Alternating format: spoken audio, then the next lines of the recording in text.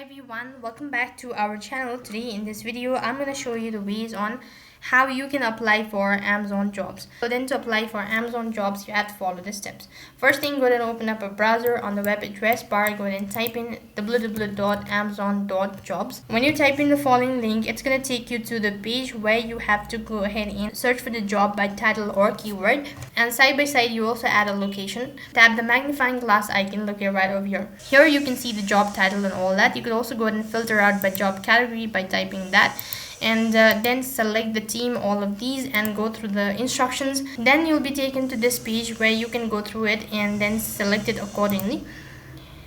And once you've done that, you'll need to go ahead and log in with your Amazon account. So press on login with Amazon account. Then you'll be directed to the other field where you have to go ahead and enter in your information.